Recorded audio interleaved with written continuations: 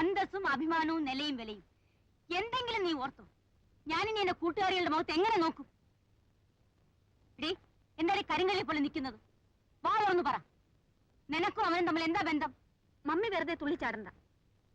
ഞങ്ങൾ തമ്മിൽ സ്നേഹമാണ്. എന്താണ് പറഞ്ഞത്? സ്നേഹം? അവള് സ്നേഹിക്കാൻ കണ്ട ഒരാള് എന്ത് കണ്ടിട്ടാണ് നീ അവന്റെ പുറകെ? കോളേജിൽ പോകുന്നു പറഞ്ഞ് കെട്ടിയെടുത്തത് ഇതിനായിരുന്നോ? ബീച്ച്, പാർക്ക്, തിയേറ്റർ, വേറെ എവിടെയൊക്കെ പോയിട്ടുണ്ടടി? ഇതുവരെ പോയിട്ടില്ല. ഇനി പോവും. അഹങ്കാരം പറയുന്നു. അതിന്റെ ഒടുവിലത്തെ പോക്കായിരിക്കും. നിങ്ങൾ ഒരുത്തരാണ് മനുഷ്യ ഇവിടെ ഇങ്ങനെ ആക്കിയത്.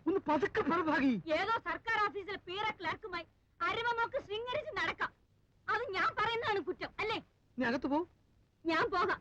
പക്ഷെ ഒന്ന് തീർച്ചപ്പെടുത്തി, ഇന്നത്തോളം കൊണ്ട് ഇവരുടെ കോളേജിൽ പോക്ക് മതി. ഇനി പോയാലേ മോള് വയറ് വീർപ്പിച്ചോണ്ടായിരിക്കും തിരിച്ചു വരുന്നത്.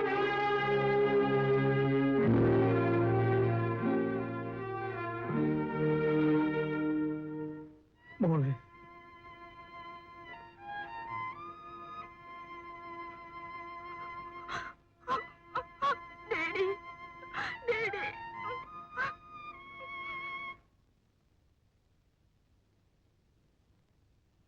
കരുണ, കരുണ, കരുണ, എന്തോ കുഴപ്പമുണ്ട്. മീരെ കണ്ടിട്ട് ഇപ്പൊ ഒരാഴ്ചയായി. അങ്ങനെ നാളെ മുതൽ മഹത്തായ 2ാം വാരം. നിനക്ക് ചുമ്മാ കളിതമാശ. പിന്നെ ഞാനെന്ത് വേണം? നിന്നെ പോലെ മോഹം മുറിപ്പിച്ചുകൊണ്ട് നടക്കണം. ഇന്നും ഓഫീസിൽ കിടന്ന് മരണ വിളിക്കുന്നുണ്ടല്ലോ, ഫോണിൽ, വോസിൽ വിളിച്ചു. പക്ഷെ കിട്ടണ്ടേ? കരുണ, എനിക്ക് തോന്നുന്നു വീട്ടിലറിഞ്ഞു കാണുന്ന. അറിയട്ടെ, എയർലിയർ ദ ബെറ്റർ. നീ മിണ്ടാകണം ഉറങ്ങും. വെറുതെ അതൊന്ന് ആലോചിച്ചിരുന്ന് മനസ്സ് വിഷമിക്കേണ്ട കാര്യമൊന്നുമില്ല. Sweet dreams, sweet dreams. അന്നടച്ച എഴുത്താനാണ് സ്വപ്നം കാണുന്നത്.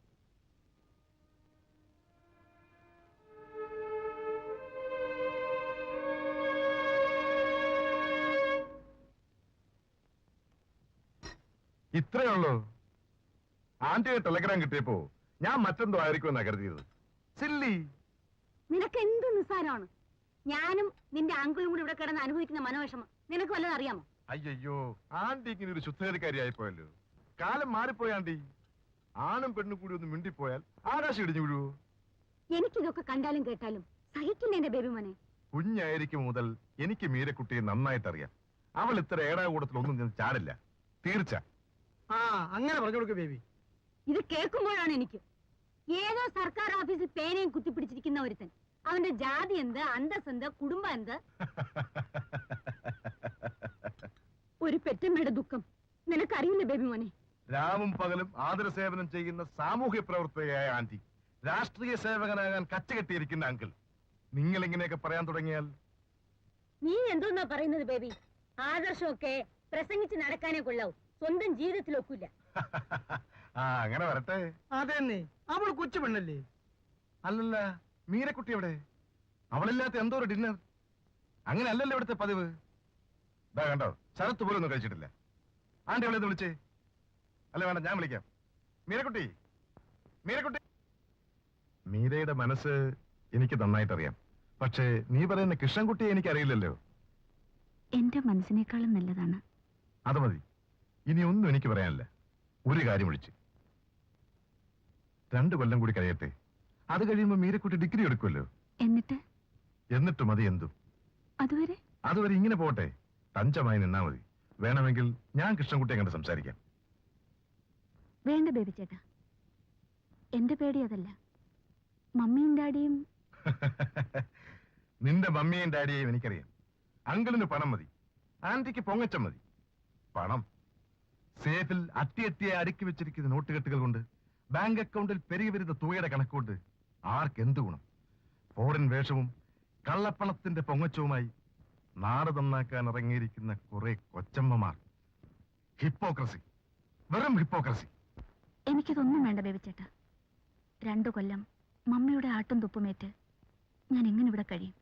ശ്വാസം മുട്ടി ഞാൻ മരിച്ചു പോകും. പിച്ചു ഒന്ന് വിളിച്ചാൽ ആ നിമിഷം ഞാൻ ഇവിടെ ഇറങ്ങിപ്പോകും.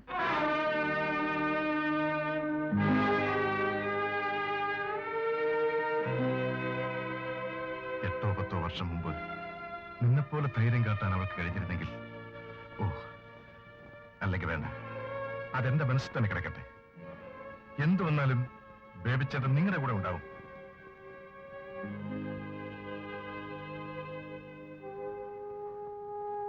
കരയാതെ മീരക്കുട്ടി, ധൈര്യമായിരിക്കൂ.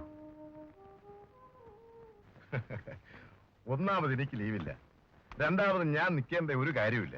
പിന്നെ ആന്റി കയറ് പൊട്ടിക്കും പോലെ ഇവിടെ പ്രശ്നങ്ങളൊന്നുമില്ല, അല്ലേ മീരക്കുട്ടി? മോനെ ഉള്ളൂ അവക്ക് ബുദ്ധി ഉപദേശിക്കാൻ. വെളിയിൽ എനിക്കുള്ള നിലയും വിലയും നിനക്കറിയാലോ മോനെ. ആന്റി സമാധാനമായിരിക്കണം. എന്തിനും ഏതിനും ഞാനില്ലേ. ആ ഫോൺ എടുത്തൊന്ന് കറക്കി വിളിച്ചാൽ അത് താഴെ വെക്കുമ്പോൾ ഞാൻ ഇവിടെ എത്തും.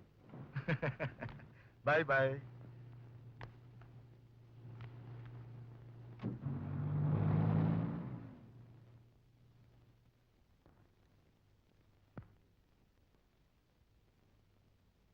എന്റെ സ്വഭാവം അങ്ങനായി പോയി. ഒരു ദിവസം ഒരു മുറിബീഡിയെങ്കിലും കൈക്കൂലി കിട്ടിയില്ലെങ്കിൽ അന്ന് എനിക്ക് ഉറക്കം വരില്ല.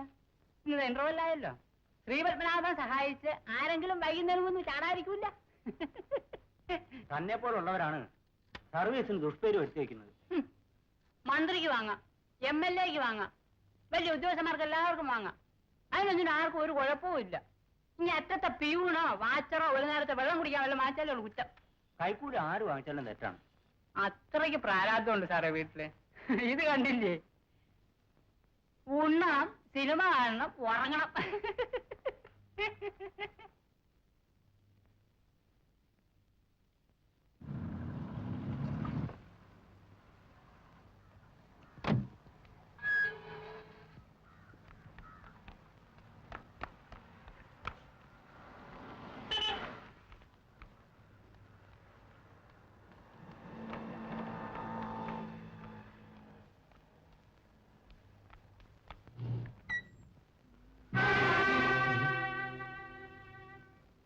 എന്താ ഇത് ലോഡ്ജല്ലേ?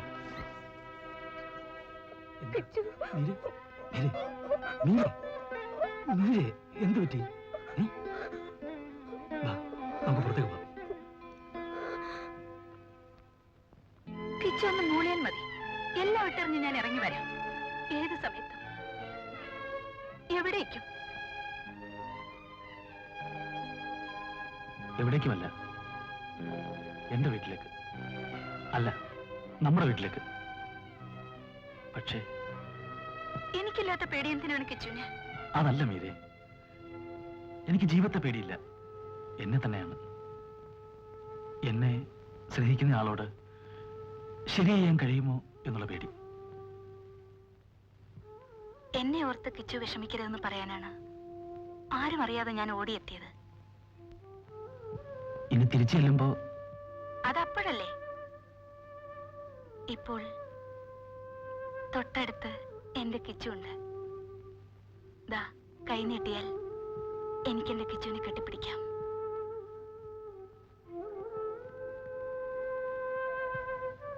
നേരെ ഒരുപാടായി, മീര പൊക്കോളൂ. ഞാൻ പോകുന്നില്ല, എനിക്ക് വയ്യ കിച്ചു. വീട്ടിൽ പോകാൻ എനിക്ക് വയ്യ. ആരെങ്കിലും കണ്ടാൽ ഇനി അത് മതി. ഞാനല്ലേ പറയുന്നത്. മീനയുടെ കിച്ചു, ഇപ്പൊ പോ, സമാധാനിട്ട് പോ.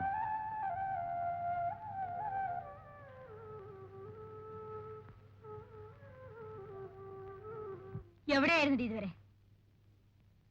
ചോദിച്ചത് കേട്ടില്ലേ? എവിടെയായിരുന്നു? നിന്റെ മറ്റവനെ കാണാൻ പോയതായിരിക്കും അല്ലേ? പോയി.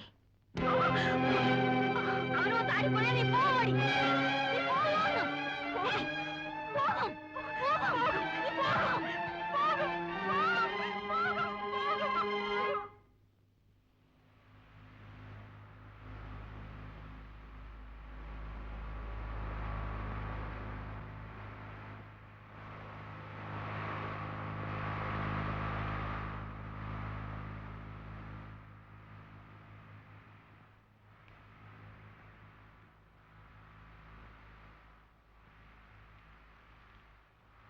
കൃഷ്ണൻകുട്ടി, സംഗതി ഇത്ര വഷളാകുമെന്ന് ഞാൻ കരുതിയതേ ഇല്ല.